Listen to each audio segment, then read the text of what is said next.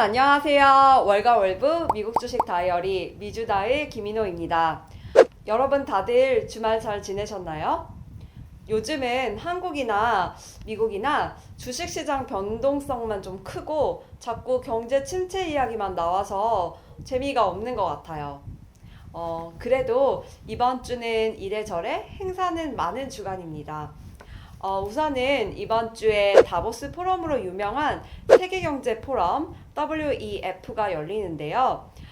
세계경제 포럼은 스위스 휴양지 다보스에서 매년 1월 혹은 2월쯤 열리는 행사인데 오미크론 변이 확산 때문에 올해는 5월로 늦춰졌어요. 개인적으로는 다보스 포럼에 한번 다녀오려면 얼마나 많은 돈이 들까 궁금해지곤 합니다.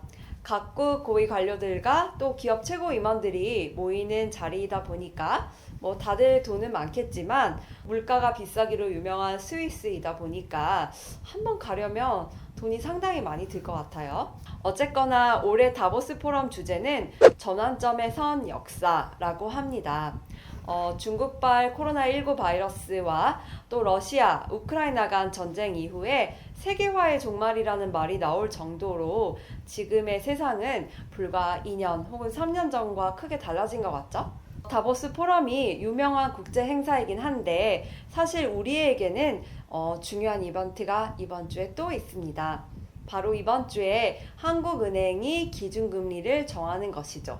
구독과 좋아요 눌러주세요. 자, 그러면 이번 주에 주요 지표를 한국 시간에 맞춰서 한번 확인해 볼게요. 자, 오늘은 23일 월요일입니다. 휴장 일정부터 먼저 볼게요. 캐나다 증시가 빅토리아 데이를 기념해서 쉬어갑니다. 빅토리아 데이가 뭔가 했더니 19세기, 그러니까 대영 제국의 시대를 이끌던 영국 빅토리아 여왕 생일이라고 합니다. 원래 탄생일은 5월 24일이지만 캐나다에서는 24일과 가장 가까운 월요일을 골라서 공휴일로 정했다고 합니다. 우리나라도 공휴일을 날짜보다는 요일 기준으로 했으면 좋겠어요. 가끔 공휴일이 주말과 겹치는데 대체 휴일마저 없으면 뭔가 아쉬운 마음이 듭니다. 어쨌거나 이제 월요일에 한번 다시 돌아가 보면요. 월요일 오후 5시에는 유럽 대표 제조업 강국 독일 기업 체감 지수가 발표됩니다. 독일의 LFO 경제연구소가 자국 기업들이 느끼는 경제 상황을 숫자로 추계해서 발표를 하는데 기준점은 100입니다. 지수가 100을 밑돌면 기업 관계자들이 현재 시장 상황을 부정적으로 본다는 의미입니다. 러시아와 우크라이나 전쟁 타격으로 석유가스 값이 워낙 치솟은 상황이기 때문에 두 나라에 대한 에너지 의존도가 높았던 독일 업체들로서는 요즘 기업하기가 참 힘들겠죠. 이어서 24일 화요일은 제조업 구매 관리자 지수의 날입니다. 우리가 구매 관리자 지수를 PMI라고 많이 부르는데요. 이날 오후 5시에 글로벌 시장정보업체 IHS 마킷이 유로존의 5월 제조업 PMI를 발표합니다. 이어서 저녁 11시 즈음에는 미국 제조업 PMI가 발표되는데요.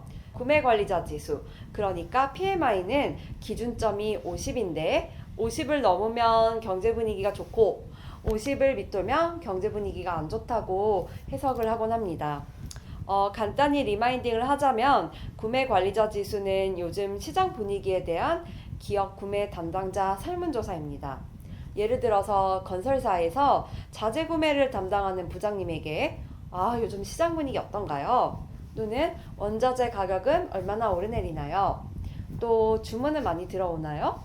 이런 것들을 구체적으로 물어봐서 데이터로 만드는 거예요. 정부가 국내 총생산, 그러니까 GDP 같은 큰 통계를 만드는 데는 시간이 많이 걸리는 반면에 PMI나 소비자 물가지수 같은 일반적인 지표들은 매달 나오기 때문에 경제 분위기를 그때그때 더 빨리 쉽게 파악할 수 있는 힌트가 됩니다. 자, 그럼 이제 25일 수요일로 넘어와 볼게요. 이날 오전 11시에는 뉴질랜드 중앙은행이 기준금리를 결정합니다. 신흥국으로 통하는 뉴질랜드도 기준금리 인상 빅스텝, 그러니까 기준금리를 한 번에 50 베이시스 포인트, 0.50%포인트죠. 이 정도 올릴 것으로 예상이 되고 있어요. 워낙 전 세계적으로 물가가 이렇게 치솟는 상황이다 보니 물가를 잡기는 해야 되는데 솔직히 올해 같은 경우에는 러시아와 우크라이나 전쟁 같은 외부 영향이 물가를 끌어올린 상황이다 보니까 중앙은행들 고민이 짙습니다. 저는 함부로 중앙은행을 욕할 수 없다고 생각해요. 금리를 무작정 올리다가는 경제가 침체될 수 있는데 그렇다고 조금만 올리자니 물가가 꺾일 줄 모르는 상황입니다. 자, 다음으로 26일 목요일로 가보겠습니다. 이날 좀 바쁘죠? 한국은행이 기준금리를 결정하는 날인데 일단은 저희가 항상 보듯이 효장 일정을 먼저 볼게요.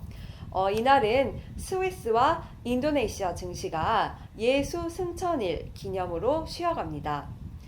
제가 미주다를 하면서 가만히 보니까 인도네시아는 이슬람, 불교, 기독교 이런 종교 기념으로 쉬는 날이 꽤 많아요. 인도네시아 같은 경우에는 워낙 이슬람을 믿는 신자들, 그러니까 무슬림 수가 압도적으로 많긴 한데 이슬람뿐만이 아니라 힌두교, 불교, 기독교, 카톨릭, 유교 이런 각종 종교들을 골고루 존중한다는 의미에서 종교 관련 쉬는 날들이 많다고 합니다.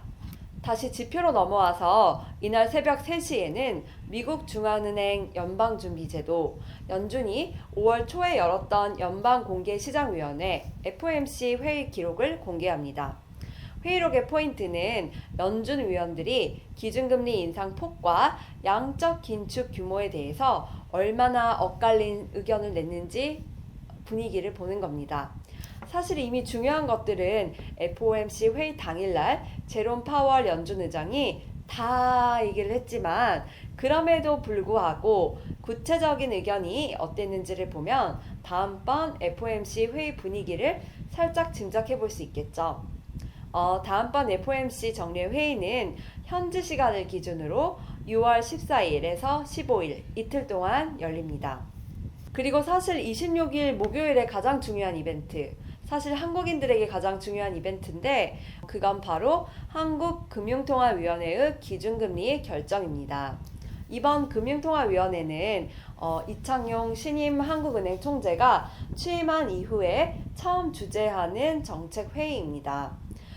최근에 이창용 총재가 물가 급등세 때문에 기준금리를 한 번에 0.50%포인트 올리는 이른바 빅스텝을 할 수도 있다는 발언을 했어요.